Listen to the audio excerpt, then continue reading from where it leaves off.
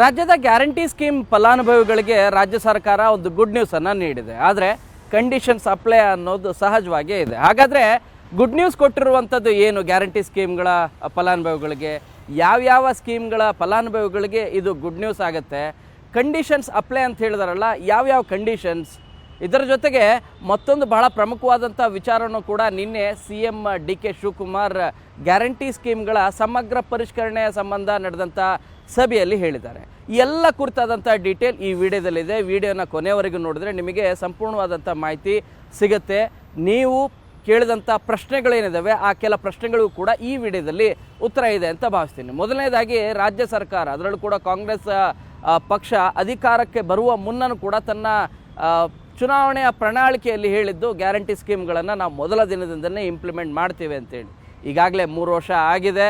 CM Siddaramaiah ಇದ್ದಾಗ implement ಏನೇನಾಗಬೇಕು ಎಲ್ಲದು ಕೂಡ ಆಗಿದೆ. ಈಗ DK ಶಿವಕುಮಾರ್ CM ಆಗಿರೋದು.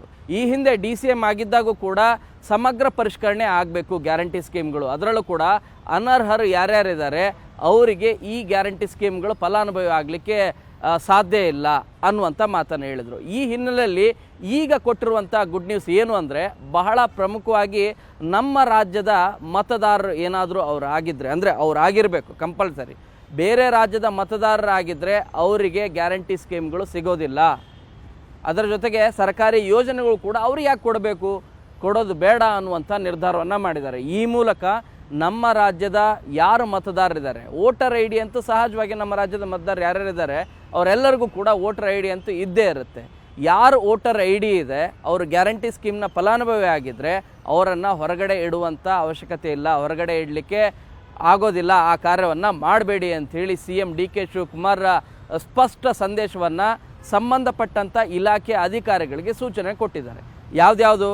ಆಹಾರ ಇಲಾಖೆ, ಮಹಿಳಾ ಮತ್ತು ಮಕ್ಕಳ ಅಭಿವೃದ್ಧಿ ಇಲಾಖೆ, ಇದರ ಜೊತೆಗೆ ಕ್ರೀಡಾ ಯೋಜನಾ ಯುವ ನಿಧಿ ಸ್ಕೀಮ್ ಏನಿದೆ ಈ ಸಂಬಂಧಿಸಿದಂಥ ಇದಕ್ಕೂ ಕೂಡ, ಮತ್ತು ಶಕ್ತಿ ಯೋಜನೆ ಸಂಬಂಧಿಸಿದಂತೆ ಸಾರಿಗೆ ಇಲಾಖೆಗೂ ಕೂಡ ಇಲಾಖೆ ಅಧಿಕಾರಿಗಳಿಗೆ ಸೂಚನೆಯನ್ನು ನೀಡಿದ್ದಾರೆ.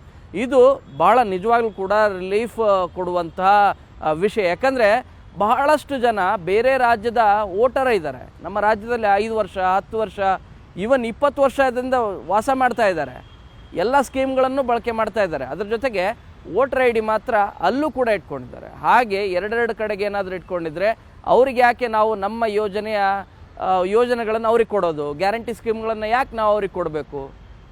ಅವರಿಗೆ ಕೊಡೋದು ಬೇಡ, ನಮ್ಮಲ್ಲೇ ಇರುವಂಥ ನಮ್ಮ ರಾಜ್ಯದಲ್ಲಿರುವಂಥ ಅರ್ಹ ಫಲಾನುಭವಿಗಳಿಗೆ ಅವರಿಗೆ ಗ್ಯಾರಂಟಿ ಸ್ಕೀಮ್ಗಳನ್ನು ಕೊಡೋಣ, ಅರ್ಹ ಫಲಾನುಭವಿಗಳು ಮಿಸ್ ಆಗಬಾರ್ದು ಅನ್ನೋ ಕಾರಣಕ್ಕಾಗಿ ಈ ಒಂದು ಡಿಸಿಷನನ್ನು ತೆಗೆದುಕೊಂಡಿದ್ದಾರೆ. ಎಲ್ಲರೂ ಕೇಳ್ತಿರುವಂಥ ಮತ್ತೊಂದು ಪ್ರಶ್ನೆ ಏನು ಅಂತಂದರೆ, ಮತ್ತೊಂದು ಸರಿ ಅರ್ಜಿಯನ್ನು ಸಲ್ಲಿಸಬೇಕು ಅಂತೇಳಿ ಈ ಹಿಂದೆ DK ಶಿವಕುಮಾರ್ ಅವರು ಹೇಳಿದರು, ಸಭೆಯಲ್ಲೇ ಹೇಳಿಕೆಯನ್ನು ನೀಡಿದರು. ಅದೇ ರೀತಿ ನಾವು ಮತ್ತೊಂದು ಸರಿ ಪರಿಶೀಲನೆ ಅರ್ಜಿಯನ್ನು, ಅಂದರೆ ಪುನರ್ ಅರ್ಜಿಯನ್ನು ಸಲ್ಲಿಸಬೇಕಾ? ಸೇವಾ ಸಿಂಧು ಪೋರ್ಟಲಲ್ಲಿ ಕರ್ನಾಟಕ 1 ಅಥವಾ ಬೆಂಗಳೂರು 1 ಅಂತ ಬ್ರೌಸಿಂಗ್ ಸೆಂಟ್ರಲ್ಲಿ ಹೋಗಿ ಮತ್ತೊಂದು ಸರಿ ಎಲ್ಲ ಡೀಟೇಲ್ಗಳನ್ನು, ಆಧಾರ್ ಕಾರ್ಡ್ ಇರ್ಬೋದು, ವೋಟರ್ ID ಇರ್ಬೋದು, ಕ್ಯಾಸ್ಟ್ ಸರ್ಟಿಫಿಕೇಟ್ ಇರ್ಬೋದು, ಇವುಗಳೆಲ್ಲ ಡೀಟೇಲನ್ನು ಯಾವುದು ಬ್ಯಾಂಕ್ ಇದೆ ಆ ರಿಲೇಟೆಡ್ ಎಲ್ಲ ಡಾಕ್ಯುಮೆಂಟ್ಸ್ಗಳನ್ನು ಕೊಡಬೇಕಾ ಅನ್ನೋದು ಎಲ್ಲರೂ ಕೂಡ ಕೇಳ್ತಾ ಇರೋದು. ನಾವು ಈಗಾಗಲೇ ಒಂದು ಸರಿ ಅಪ್ಲೈ ಮಾಡಿದ್ದೀವಲ್ಲ, ಈಗ ನಾವು ಗ್ಯಾರಂಟಿ ಸ್ಕೀಮ್ನ ಫಲಾನುಭವಿ ಇದ್ದೀವಿ, ಎಸ್ಪೆಷಲಿ ಗೃಹಜ್ಯೋತಿ ಸಂಬಂಧಿಸಿದಂತೆ. ಸೊ ಈ ಮತ್ತೊಂದು ಸರಿ ಆ ಅರ್ಜಿಯನ್ನು ಹಾಕಬೇಕಾ ಅಂತ ಎಲ್ಲರೂ ಕೂಡ ಕೇಳ್ತಾ ಇದ್ದಾರೆ. ಈ ಕುರಿತು ಸರ್ಕಾರನೂ ಕೂಡ ಈಗ ಅದನ್ನು ಪುನರ್ ಪರಿಶೀಲನೆ ಮಾಡುವಂಥ ಕಾರ್ಯನೂ ಕೂಡ ಮಾಡ್ತಾ ಇದೆ. ಯಾಕೆ ಅಂತಂದರೆ ಎಲ್ಲರಿಗೂ ತೊಂದರೆ ಆಗ್ತಾ ಇದೆ. ಇದು ನಿಜವಾಗ್ಲೂ ಕೂಡ ನೆಸೆಸಿಟಿ ಇದೆಯಾ? ನೆಸೆಸಿಟಿ ಇಲ್ಲ ಅನ್ನೋದಾದರೆ ಮತ್ತೊಂದು ಸರಿ ಅರ್ಜಿಯನ್ನು ಸಲ್ಲಿಸೋದು ಬೇಡ ಅನ್ನುವಂತಹ ನಿರ್ಧಾರಕ್ಕೆ ಬರುವ ಲಕ್ಷಣಗಳೆಲ್ಲವೂ ಕೂಡ ಕಂಡುಬರ್ತಾ ಇದ್ದಾವೆ. ಈ ಹಿನ್ನೆಲೆಯಲ್ಲಿ CM DK ಶಿವಕುಮಾರ್ ಅವರು ಎಲ್ಲ ಇಲಾಖೆಯ ಅಧಿಕಾರಿಗಳಿಗೆ, ಅದರಲ್ಲೂ ಕೂಡ ಭಾಳ ಪ್ರಮುಖವಾಗಿ ಫೈನಾನ್ಸ್ ಡಿಪಾರ್ಟ್ಮೆಂಟ್ಗೂ ಕೂಡ ಮತ್ತೊಂದು ಸರಿ ಸೂಚನೆಯನ್ನು ಕೊಟ್ಟಿದ್ದಾರೆ. ಏನು ಅಂತ ಅನ್ನೋದಾದರೆ, ಈ ಸ್ಕೀಮ್ಗಳಲ್ಲಿ ಯಾರ್ಯಾರು ಇದ್ದಾರಲ್ಲ ಮತ್ತೊಂದು ಸರಿ ಅರ್ಜಿಯನ್ನು ಸಲ್ಲಿಸೋದು ನಿಜವಾಗ್ಲೂ ಕೂಡ ಅನಿವಾರ್ಯನಾ? 1 ವಾರ ನಿಮಗೆ ಟೈಮ್ ಕೊಡ್ತೀನಿ, ಇಲಾಖೆ ಅಧಿಕಾರಿಗಳಿಗೆ ಕೊಟ್ಟಿರೋದು. ನಿಜವಾಗ್ಲೂ ಕೂಡ ನೆಸೆಸಿಟಿ ಇದೆ, ಭಾಳಷ್ಟು ಜನ ಅನರ್ಹರಿದ್ದಾರೆ ಅಥವಾ ಬೇರೆಯವರೆಲ್ಲರೂ ಕೂಡ ಲಾಭ ಪಡಿತಾ ಇದ್ದಾರೆ ಹೊರ ರಾಜ್ಯದವರು. ಆ ರೀತಿ ತೀರಾ ಅನಿವಾರ್ಯ ಅಂತ ಅನ್ನೋದಾದರೆ ಮತ್ತೊಂದು ಸರಿ ಅರ್ಜಿ ಸಲ್ಲಿಸೋದಕ್ಕೆ ಅವಕಾಶ ಮಾಡಿಕೊಳ್ಳೋಣ. ಅಗತ್ಯತೆ ಇಲ್ಲ, ಈಗಾಗಲೇ ನಾವು ಸ್ಕ್ರೂಟ್ನಿ ಮಾಡಿದ್ದೀವಿ. ಉದಾಹರಣೆಗೆ ಗೃಹಲಕ್ಷ್ಮಿ ಸ್ಕೀಮಲ್ಲಿ 1,95,000 ಜನ ಮೃತರಾದಾರಲ್ಲ, ಅವರೆಲ್ಲರನ್ನು ಕೂಡ ಹೊರಗಡೆ ಇಡುವಂಥ ಕಾರ್ಯ ಆಗ್ತಾಯಿದೆ. ಇನ್ಕಮ್ ಟ್ಯಾಕ್ಸ್ ಫೈಲ್ ಮಾಡ್ತಿರೋರು ಅಥವಾ GST ಫೈಲ್ ಮಾಡ್ತಿರೋರು ಯಾರಾದರೂ ಇದ್ದರೆ ಅವರನ್ನು ಕೂಡ ಹೊರಗಡೆ ಇಡುವಂಥ ಕಾರ್ಯ ಆಗ್ತಾಯಿದೆ. ಇದೇ ರೀತಿ ಬೇರೆ ಬೇರೆ ಸ್ಕೀಮಲ್ಲೂ ಕೂಡ ಮಾಡುವಂಥ ಕಾರ್ಯವನ್ನು ಮಾಡ್ತಾ ಇದ್ದಾರೆ. ಈ ಹಿನ್ನೆಲೆಯಲ್ಲಿ ಮತ್ತೊಂದು ಸರಿ ಅವರು ಪುನರ್ ಪರಿಶೀಲನಾ ಅರ್ಜಿಯನ್ನು ಅಂದರೆ ಅರ್ಜಿಯನ್ನು ಸಲ್ಲಿಸುವಂಥ ಅವಶ್ಯಕತೆ ಇದೆಯಾ?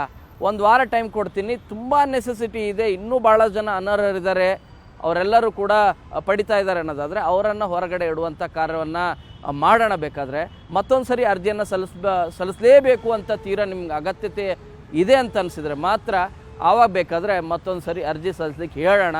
ಒಂದು ವಾರ ನಿಮಗೆ ಟೈಮ್ ಕೊಟ್ಟಿದ್ದೀನಿ ಅಂತೇಳಿ CM DK ಶಿವಕುಮಾರ್ ಇಲಾಖೆ ಅಧಿಕಾರಿಗಳಿಗೆ ಸೂಚನೆಯನ್ನು ಕೊಟ್ಟಿದ್ದಾರೆ. ಸೊ ಈಗ ಒಂದು ವಾರ ಅವರು ಸ್ಟಡಿಯನ್ನು ಮಾಡಿ ರಿಪೋರ್ಟನ್ನು ಕೊಡ್ತಾರೆ. ಇಲ್ಲ ಮತ್ತೊಂದು ಸರಿ ಅರ್ಜಿಯನ್ನು ಸಲ್ಲಿಸೋದು ಅನಿವಾರ್ಯ ಅಂತ ಏನಾದರೂ ಹೇಳಿದರೆ ಆವಾಗ ನೀವು ಅರ್ಜಿಯನ್ನು ಸಲ್ಲಿಸಬೇಕಾಗತ್ತೆ. ಸೇವಾ ಸಿಂಧು ಪೋರ್ಟಲ್, ಕರ್ನಾಟಕ 1, ಬೆಂಗಳೂರು 1 ವೆಬ್ಸೈಟ್ ಮೂಲಕ ನೀವು ಮಾಹಿತಿಯನ್ನು ಕೊಡಬೇಕು. ಆ ಸಂದರ್ಭದಲ್ಲಿ ಬಯೋಮೆಟ್ರಿಕ್ ಏನಿದೆಯಲ್ಲ, ಬಯೋಮೆಟ್ರಿಕ್ ಕೂಡ ಕಡ್ಡಾಯ ಮಾಡ್ತೀವಿ ಅಂತ ಈ ಹಿಂದೆ ಹೇಳಿದರು. ಆವಾಗ ತಂಬಾಗಲಿ ಅಥವಾ ಹಿರಿಯರು ಏನಾದರೂ ಇದ್ದರೆ ಭಾಳ ಜನರಿಗೆ ಆ್ಯಕ್ಸೆಸ್ ಆಗೋದಿಲ್ಲ. ಫೇಸ್ ರಿಕಗ್ನಿಷನ್ನು ಕೂಡ ಮಾಡಲಿಕ್ಕೆ ನಿರ್ಧಾರವನ್ನು ಈ ಹಿಂದೆ ಕೈಗೊಂಡಿದ್ರು. ಸೊ ಏನಾಗುತ್ತೆ ಅನ್ನೋದು ಇನ್ನೊಂದು ವಾರದ ನಂತರ ಅಧಿಕಾರಿಗಳು ಕೊಟ್ಟಂಥ ವರದಿಯ ಮೇಲೆ ಗೊತ್ತಾಗತ್ತೆ. ಇದರ ಜೊತೆಗೆ ಇನ್ನೂ ಒಂದು ಬಹಳ ಪ್ರಮುಖವಾಗಿ ಹೊರ ರಾಜ್ಯದವರು ಬಹಳ ಯೂಸ್ ಮಾಡ್ಕೋತಾ ಇದ್ದಾರೆ ಇದನ್ನು. ನಿಮಗೆ ಆಶ್ಚರ್ಯ ಅಂದರೆ ಏರ್ಟೆಲ್ ಇರುವಂತಹ ಬ್ಯಾಂಕ್ ಓಪನ್ ಮಾಡ್ಕೋಬೋದು. ನಿಮ್ಗೆ ಏರ್ಟೆಲ್ ಯಾವ ಸಿಮ್ ಗ್ರಾಹಕರಿದ್ದೀರಿ ಅವರೆಲ್ಲರೂ ಕೂಡ ಒಂದ್ಸರಿ ಪರಿಶೀಲನೆ ಮಾಡಿಕೊಳ್ಳಿ. ಬ್ಯಾಂಕ್ ಕರ್ನಾಟಕದಲ್ಲಿರುವಂಥ ಬ್ಯಾಂಕ್ಗಳನ್ನು ನೀವು DBTಗೆ ಅವಕಾಶವನ್ನು ಮಾಡಿಕೊಡಿ, ಬ್ಯಾಂಕ್ ಸೀಡಿಂಗ್ ಮಾಡಿಕೊಳ್ಳಿ. ಏರ್ಟೆಲ್ಲಿರುವಂತಹ ಬ್ಯಾಂಕ್ಗಳಿಗೆ ಸೀಡಿಂಗನ್ನು ಏನಾದರೂ ಮಾಡ್ಕೊಂಡಿದ್ದರೆ ಸೊ ಅವರನ್ನು ಹೊರಗಡೆ ಇಡಬೇಕು ಅನ್ನೋದ್ರ ಬಗ್ಗೆನೂ ಕೂಡ ನಿರ್ಧಾರ ಆಗ್ತಾಯಿದೆ ಸರ್ಕಾರ, ಯಾಕೆ ಅವ್ರಿಗೆ ಕೊಡಬೇಕು ಅಂಥೇಳಿ. ಸೊ ಆ ರೀತಿ ಏನಾದರೂ ಇದ್ದರೆ ದಯಮಾಡಿ ಚೆಕ್ ಮಾಡಿಕೊಳ್ಳಿ. ಏರ್ಟೆಲ್ ಗ್ರಾಹಕರು ಯಾರ್ಯಾರಿದ್ದೀರಿ ಅವರು, ಯಾಕಂದರೆ UPI ಮೂಲಕ ಸೀದಾ ನಿಮ್ಗೆ ಏರ್ಟೆಲ್ ಬ್ಯಾಂಕಲ್ಲೇ ಕ್ರಿಯೇಟ್ ಮಾಡ್ಕೊಳ್ಳಿಕ್ಕೆ ಅವಕಾಶ ಇದೆ. ಸೊ ಆ ರೀತಿ ಏನಾದರೂ ಮಾಡಿದರೆ ಅವ್ರಿಗೆ ಯಾಕೆ ಕೊಡಬೇಕು? ನಮ್ಮ ರಾಜ್ಯದಲ್ಲಿರುವಂಥ ಬ್ಯಾಂಕ್ಗಳ ಖಾತೆ ಅವ್ರಿಗೆ ಸೇವಿಂಗ್ ಬ್ಯಾಂಕಲ್ಲಿ ಅವ್ರ ಹೆಸರಲ್ಲಿರ್ಬೇಕು, ಇಲ್ಲ ಪೋಸ್ಟ್ ಆಫೀಸಲ್ಲಿ ಹೆಸರಲ್ಲಿತ್ತು ಅನ್ನೋದಾದರೆ ಅವರಿಗೆ ಈಸಿಯಾಗಿ ಹೋಗುತ್ತೆ. ಇನ್ನು ಕಂಡೀಷನ್ಸ್ ಅಪ್ಲೈ ಅಂತ ನಾನು ಹೇಳಿದ್ನಲ್ಲ, ಅದೇ ಇವುಗಳಲ್ಲಿ ಇದು ಮೊದಲನೇದು. ಎರಡನೇದು, ಇನ್ಕಮ್ ಟ್ಯಾಕ್ಸ್ ಏನಾದರೂ ಫೈಲ್ ಮಾಡ್ತಾ ಇದ್ದಾರೆ ನಿಮ್ಮ ಕುಟುಂಬದ ಸದಸ್ಯರು, ಸೊ ಅವರಿಗೆ ಗೃಹಲಕ್ಷ್ಮಿ ಸ್ಕೀಮ್ ಬರೋದಿಲ್ಲ. ಆ ಕಾರಣಕ್ಕಾಗಿ ಇದನ್ನು ಕೂಡ ಪರಿಶೀಲನೆಯನ್ನು ಮಾಡಿಕೊಳ್ಳಿ. ಇನ್ನು GST ಏನಾದರೂ ಫೈಲ್ ಮಾಡ್ತಾ ಇದ್ದರೆ ಅವರನ್ನು ಕೂಡ ಹೊರಗಡೆ ಇಡುವಂಥ ಕಾರ್ಯ ಆಗುತ್ತೆ ಗೃಹಲಕ್ಷ್ಮಿ ಸ್ಕೀಮಲ್ಲಿ, ಅವರು ಕೂಡ ಪರಿಶೀಲನೆ ಮಾಡೋದು ಒಳ್ಳೆಯದು. ಇನ್ನು ಬ್ಯಾಂಕ್ ಸೀಡಿಂಗ್ ಆಗಿದೆಯಾ ಇಲ್ಲ, ಆಧಾರ್ ಸೀಡಿಂಗ್ ಆಗಿದೆಯಾ ಇಲ್ಲ, KYC ಆಗಿದೆಯಾ ಇಲ್ಲ, ಇವುಗಳನ್ನು ಕೂಡ ಪರಿಶೀಲನೆ ಮಾಡಿಕೊಳ್ಳಿ. ಇನ್ನು ಆಡಿಟ್ ರಿಪೋರ್ಟಲ್ಲಿ ಮತ್ತಿನ್ನೊಂದು ಭಾಳ ಮಹತ್ವವಾದಂಥ ವಿಚಾರ ಅಂದರೆ, ಒಂದೇ ಬ್ಯಾಂಕ್ ಅಕೌಂಟಿಗೆ 3-4 ಫಲಾನುಭವಿಗಳು DBT ಅದೇ ಅಕೌಂಟನ್ನು ಕೊಟ್ಟಿದ್ದಾರಂತೆ. ಅಂದರೆ ಇದು ಇಲ್ಲೇನಾಗಿದೆ, ಮಲ್ಟಿಪಲ್ ರೀತಿಯಾಗಿ ಅತ್ತೆನೂ ಕೂಡ ಅದೇ ಅಕೌಂಟ್ ನಂಬರ್ ಕೊಟ್ಟಿದ್ದಾರೆ, ಸೊಸೆನೂ ಕೂಡ ಅದೇ ಅಕೌಂಟ್ ನಂಬರ್ ಕೊಟ್ಟಿದ್ದಾರೆ. ಈ ರೀತಿ ಭಾಳಷ್ಟು ಕಡೆ ಆಗಿದೆ. ಆ ರೀತಿ ಏನಾದರೂ ಆಗಿದ್ದರೆ ಅದರಲ್ಲಿ ಇಬ್ಬರಲ್ಲಿ ಒಬ್ಬರ ಅಕೌಂಟನ್ನು ಡಿಲೀಟ್ ಮಾಡಬೇಕಾಗತ್ತೆ, ಅಥವಾ ಅವರನ್ನು ಇನ್ನು ಮುಂದೆ ಅವ್ರಿಗೆ 2,000 ರೂಪಾಯಿ ಹಣ ಸಿಗೋದಿಲ್ಲ, ಅವರನ್ನು ಹೊರಗಡೆ ಇಡುವಂಥ ಕಾರ್ಯನೂ ಕೂಡ ಆಗತ್ತೆ. ಈ ರೀತಿಯಾದಂಥ ಸಮಗ್ರ ಪರಿಷ್ಕರಣೆ ಪ್ರಕ್ರಿಯೆ ಏನಿದೆ ಇದು ನಡೀತಾನೇ ಇದೆ. ಇನ್ನೂ ಒಂದು ಕೊನೆಯದಾಗಿ, ಈ ಹಿಂದೆ ಕೇಂದ್ರ ಸರ್ಕಾರ ಈ ಗ್ಯಾಸ್ ಸಬ್ಸಿಡಿ ಗಿವಪ್ಪನ್ನು ಅದನ್ನು ಇಂಟ್ರೊಡ್ಯೂಸ್ ಮಾಡ್ತು. ಅಂದರೆ ನಿಜವಾಗ್ಲೂ ಸ್ಥಿತಿವಂತರು, ಶ್ರೀಮಂತರು ಯಾರ್ಯಾರಿದ್ದೀರಿ ಅವರು ನಿಜವಾಗ್ಲೂ ಕೂಡ ನಿಮಗೆ ಸಬ್ಸಿಡಿ ಬೇಕಾ, ಸಬ್ಸಿಡಿ ಬೇಡ, ನಿಜವಾದ ಅರ್ಹ ಫಲಾನುಭವಿಗಳಿಗೆ ಸಿಗಲಿ ಅನ್ನೋದಾದರೆ ಅವ್ರು ಬೇಕಾದರೆ ಗಿವ್ ಅಪ್ ಮಾಡ್ಬೋದು, ಅಂದರೆ ಬಿಟ್ಕೊಡ್ಬೋದು, ನಮಗೇನು ಬೇಕಾಗಿಲ್ಲಪ್ಪ ಗ್ಯಾರಂಟಿ ಸ್ಕೀಮ್ ಅಂಥೇಳಿ. ಇಲ್ಲೂ ಕೂಡ ಅಷ್ಟೇ ಗ್ಯಾರಂಟಿ ಸ್ಕೀಮ್ಗಳು ತಗೋತಾ ಇದ್ದಾರೆ. ಕೆಲವು ನಮಗೇನು ಬೇಕಾಗಿಲ್ಲ ಅನ್ನೋ ರೀತಿ ಮನಸ್ಥಿತಿ ಇತ್ತು, ಶ್ರೀಮಂತರು ಇದ್ದಾರೆ ಅನ್ನೋ ರೀತಿ ಇದ್ದರೆ ಅವರು ಗಿವ್ ಅಪ್ ಮಾಡ್ಬೋದು. ಆ ಮೂಲಕ ಇನ್ನೂ ಬಡ ಅರ್ಹ ಫಲಾನುಭವಿಗಳು ಯಾರಿದ್ದಾರೆ ಅವರಿಗೆ ಅವಕಾಶವನ್ನು ಮಾಡಿಕೊಡ್ಲಿಕ್ಕೂ ಕೂಡ ಸರ್ಕಾರ ಈಗ ಒಂದು ಅವಕಾಶವನ್ನು ಮಾಡಿಕೊಡ್ತಾ ಇದೆ.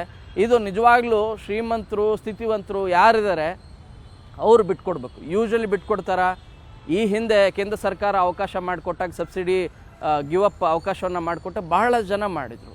ಆ ರೀತಿ ನಮ್ಮ ರಾಜ್ಯದ ಜನರು ಕೂಡ ಪ್ರಜ್ಞಾವಂತರಾಗಿ ಈ ಪ್ರಜ್ಞೆಯನ್ನು ಮೆರಿತಾರ, ಕಾದು ನೋಡಬೇಕು. ಸೊ ಈ ಎಲ್ಲ ಡೀಟೇಲ್ CM DK ಶಿವಕುಮಾರ್ ನೇತೃತ್ವದಲ್ಲಿ ನಡೆದಂಥ ಗ್ಯಾರಂಟಿ ಸಮಗ್ರ ಪರಿಷ್ಕರಣಾ ಸಭೆಯಲ್ಲಿ ವಿವಿಧ ಇಲಾಖೆ ಅಧಿಕಾರಿಗಳ ಸಮ್ಮುಖದಲ್ಲಿ ನಡೆದಂಥ ಬಹಳ ಪ್ರಮುಖವಾದಂಥ ಚರ್ಚೆ ಮತ್ತು ನಿರ್ಣಯಗಳನ್ನು ಈ ವಿಡಿಯೋದಲ್ಲಿ ಕೊಟ್ಟಿದ್ದೀನಿ.